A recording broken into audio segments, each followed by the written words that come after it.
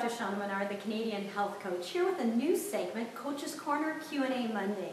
Today's question comes from Val from Winnipeg, Canada. She writes, "Thank you for your cooking videos, your Doctor Up the Recipe videos. I love them.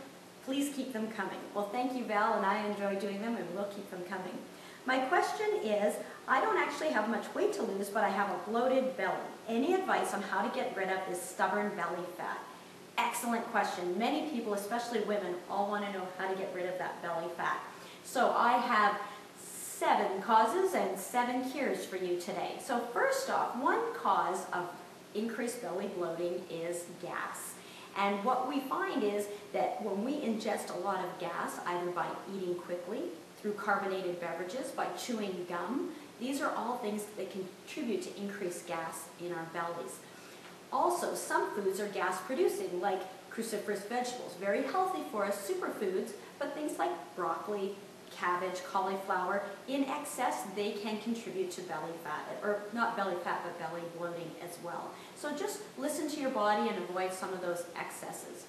Also, I notice now that I'm traveling a lot by air, that air travel also contributes to belly bloating. So as you know, when we travel by air, the cabin in the plane is pressurized to 5,000 to 8,000 feet above sea level. And with that change in air pressure, our air in our bodies, so in our bowel, will adjust. And so it can expand by as much as 25%. So you'll notice that sometimes you'll get quite bloated, and that's because of that air. Aggravating that situation is the dehydration. So the plane circulates air and we get dehydrated, and that also contributes. Because as we get dehydrated, our body wants to hold on to water and retain it. So to cure that, walk around the airport, walk around the cabin, and drink plenty of water. So dehydration is our second cause of belly bloating as we try and retain water. So things like excess sodium and salt also contribute, because our body always wants to maintain what's called homeostasis or balance. So the more sodium we take in, our bodies try and dilute that, and by holding on to water. So that's not really what we want. So minimize that and drink plenty of fresh water. The next cause is stress. Stress increases our cortisol hormone, which increases our belly fat. So that's a real cause that a lot of people don't really take notice of. So we always want to look for ways to minimize stress. I'm doing a daily meditation now with the Chopra Center. If you'd like information, email me and I can hook you up with that. That's an excellent way to manage stress. Find activities that you enjoy, whether it's walking, reading. Exercise is excellent for combating that stress, and by getting things moving, it helps to get that air moving as well. So that helps for 2 reasons. Another thing that with regard to cortisol is caffeine. Now caffeine will increase your cortisol, like 1 cup of coffee in the morning increases your cortisol levels till 10 at night. So in this September, when I adopted this cleansing lifestyle, part of what I did was I gave up caffeine. And it's not something that was mandatory, but was a choice that I wanted to do. And get this, I lost 6 inches off of my waist, off of my belly in 6 weeks. I mean, really, 6 inches off of a perimenopausal waist, and post 4 kids. So not that you have to do that, but take notice of the choices that you make and the consequences that they have. So stress management is another one. Now, lack of protein. Now think of those children in those pictures, you know, from 3rd world countries where kids are malnourished and they're skinny, but they have these huge bellies, kwashiorkor. Well, that's because of deep deficiency in protein. Now, none of us here locally are that protein deficient, but it just kind of highlights how important it is to get that lean protein into our bodies. It's the basis of our immune system, our hormones, functioning of our muscles, and really to support a healthy body.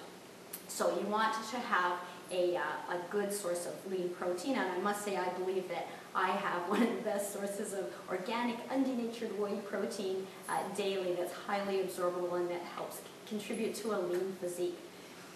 Excess carbs, that's another cause of belly fat. And what happens is when we have excess carbohydrates, it gets stored in our muscles as glycogen. That's one thing it does. And for every gram of glycogen, we store 3 grams of water. So what we want to do is not have no carbs, but we want to have low glycemic carbohydrates, things like whole grains and that aren't going to spike our blood sugar, that will give us energy to go the distance.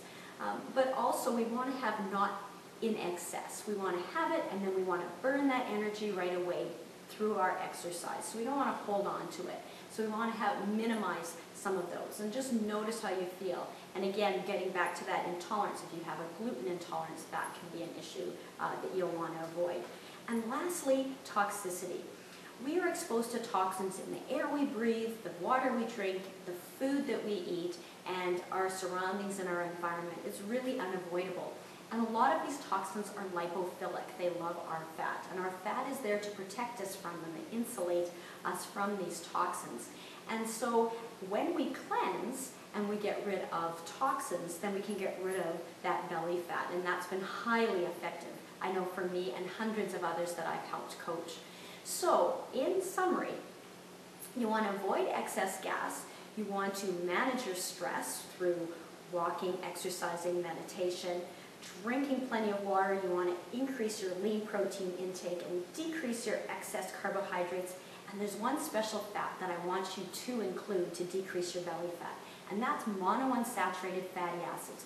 Things like olive oil, almonds, avocados, dark chocolate. You want to increase those. A study in 2007 found that people who had a higher intake of these monounsaturated fatty acids had less central fat than those people who had the same amount of calories but higher saturated fat. So that's how eating fat can actually decrease your belly fat. And lastly, cleanse. And if you want more information on cleansing lifestyle, I'd be happy to do it. It's really transformed many people's lives. So I want to thank you, Val, for this great question. It's one that's near and dear to many of our hearts. And I just want to remind everybody that you are what you eat, and to make your choices nourishing, and be conscious and aware of the choices that you're making and the consequences that they have. For more information, go to my website, www.canadianhealthcoach.com. Put your email in and your name, and you'll get these tips delivered straight to your inbox. And that's been another episode of CanadianHealthCoach.com. Be good for you.